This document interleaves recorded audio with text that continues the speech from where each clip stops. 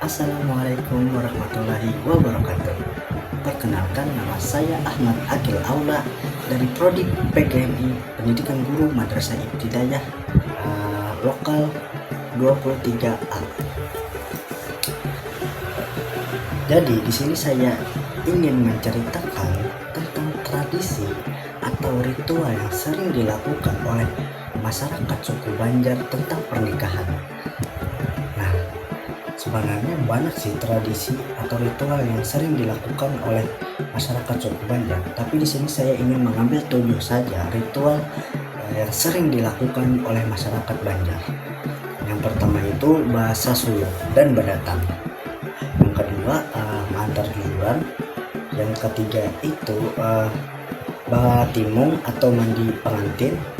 Yang keempat itu piduduk. Yang kelima itu bapingit. Yang keenam itu batatai. Yang ketujuh itu bacacak.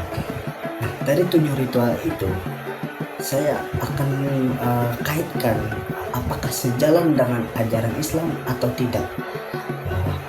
Langsung saja, tak usah berlama-lama, langsung masuk ke topik yang pertama, itu bahasa suluk.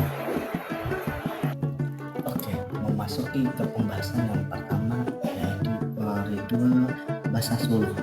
Apa sih bahasa suluk itu? Bahasa suluk itu yang mana tahap si laki-laki dan keluarga si laki-laki ini mencari informasi tentang cewek yang ingin dilamarnya.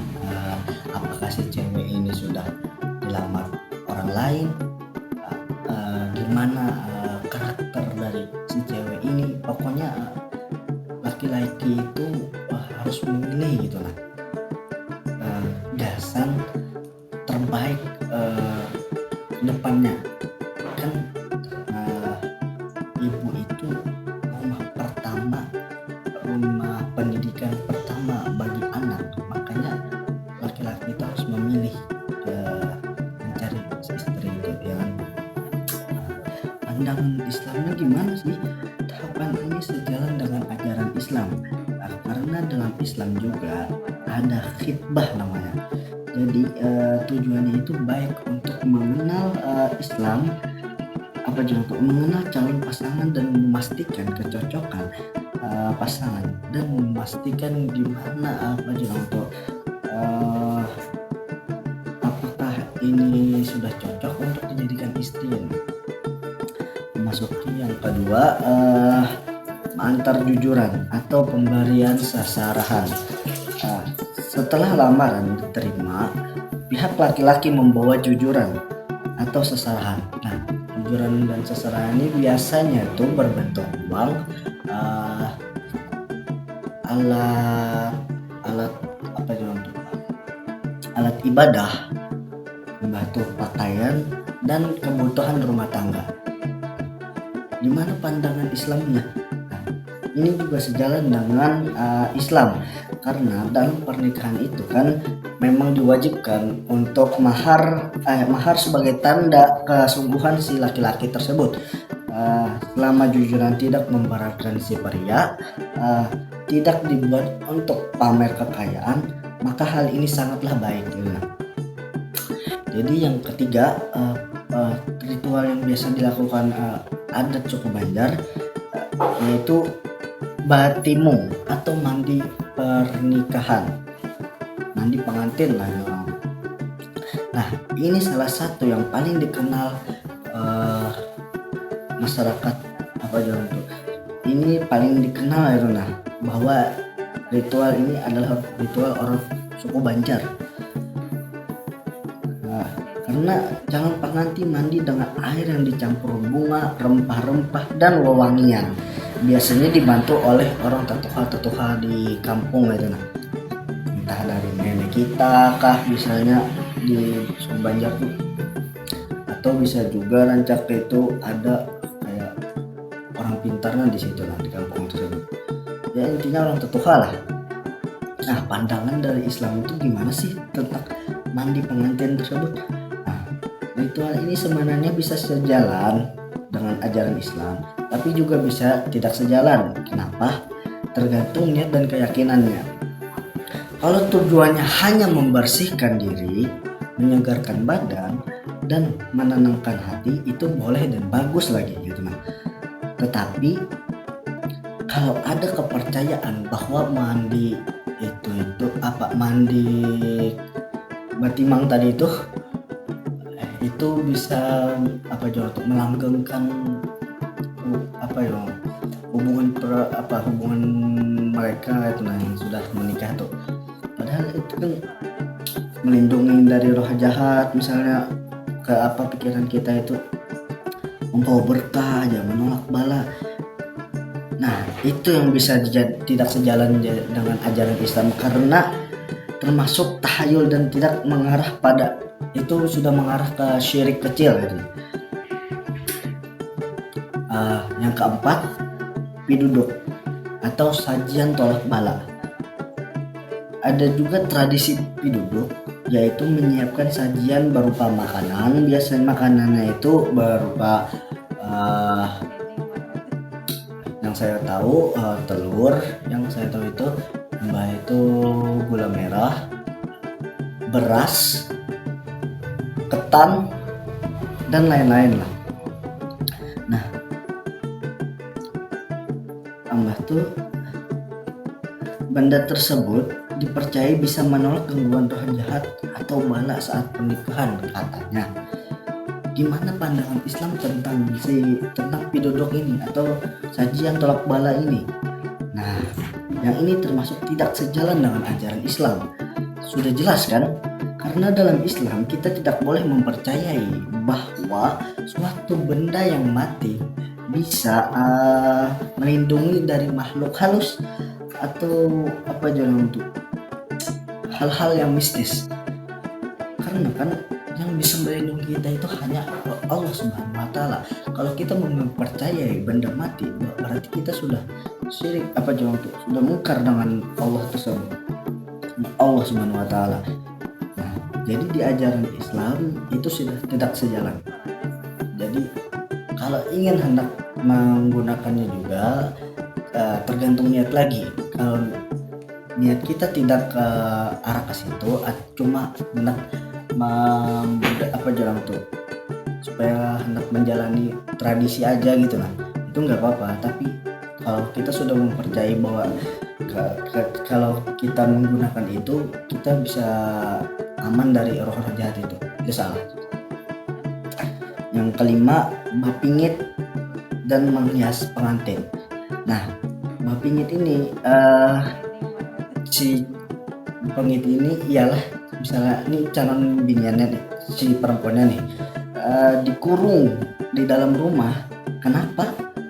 Nah, tujuannya itu agar ia bisa istirahat, menjaga diri dan menyiapkan mental. Jadi anggapannya gini, si cewek itu bapingit itu ialah mengurung si ceweknya itu agar melindungi dia dari kejahatan-kejahatan di luar. Misalnya kan apa orang itu menjaga kehormatannya gitu. Nah, itu namanya apa orang itu tugas bapingit. Nah, setelah itu ada menghias pengantin, yaitu menghias calon pengantin dengan busana khas Banjar. Pandangan Islamnya apa sih tentang bapingit tadi dan menghias pengantin? Nah, ritual ini tidak bertentangan dengan Islam selama tujuannya baik, menjaga kehormatan dan mempersiapkan diri. Islam juga memperbolehkan berhias dengan syarat tetap menutup aurat dan tidak berlebihan. Yang keenam yaitu batatai atau resepsi pernikahan. Setelah akad nikah ada acara batatai, yaitu pesta pernikahan yang dimana pengantin pria dengan wanita itu disandingkan di pelaminan dan diperkenalkan ke masyarakat. Nah, pandangan Islamnya gimana sih tentang itu? Nah, itu acara ini sejalan dengan Islam karena Islam juga mengajarkan walimah atau resepsi untuk mengumumkan pernikahan. Tapi jika ada resepsi ada hal yang berlebihan seperti campur baur antara laki-laki dan perempuan, musik yang tidak sepantasnya, nah apa yang untuk penyaringan gitu mengganggu masyarakat lain atau pemborosan, maka itu bisa dijadikan tidak sejalan dengan ajaran Islam. Intinya Batatai ini apa juga untuk suatu yang dianjurkan lah dalam Islam itu. Nah, cuma kalau kita mengganggu atau kayak ya tadi yang saya sebutkan mencampur baurkan antara laki-laki dan perempuan, tapi kebiasaan orang mencampur baurkan laki-laki dan perempuan sih dalam resepsi pernikahan itu. Tapi ya gitu, misalnya dikaitkan dengan Islam ya gitu. Ketujuh, tradisi bacacap. Nah, yang terakhir ini tradisi bacacap. Pasti tradisi bacacap itu malam sebelum akad. Nah, beberapa masyarakat Banjar juga punya tradisi bacacap, yaitu acara doa bersama menjelang akad nikahnya. Jadi di malam yang hendak akad tuh biasanya orang-orang Banjar itu membuat acara kayak berdoa, berselawatan gitu. Nah, untuk apa? Kadang dibacakan selawat, doa selamat dan nasihat yang pada intinya itu nasihat pernikahan sih, agar si laki-laki dan perempuan ini diberi nasihat dan apa juga untuk menjalankan hubungan rumah tangga itu dengan baik dan benar, karena di suatu depan kadang bercicak gitu. Pandangan Islamnya gimana? Ini justru sejalan dengan Islam karena berdoa dan berselawat termasuk ibadah yang dianjurkan, asalkan isi doanya sesuai ajaran Islam tanpa tambahan mantra dan kepercayaan mistis. Jadi kesimpulan cerita hari ini teman-teman, dari banyaknya ritual adat pernikahan suku Banjar, sebagian besar sebenarnya sejalan dengan ajaran Islam seperti bahasa Solo, mengantar jujuran, batatai, bapingit.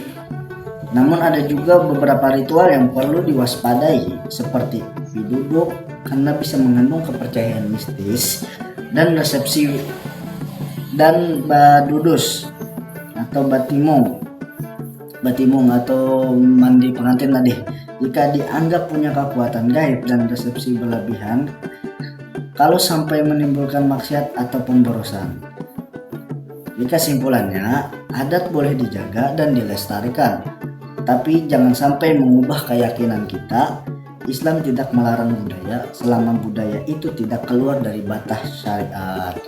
Nah, itu saja hari ini pembahasan ritual tradisi di masyarakat suku Banjar tentang pernikahan.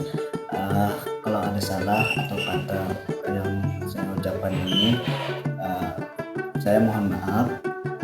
Wabillahi taufiq wal hidayah. Wassalamualaikum warahmatullahi wabarakatuh.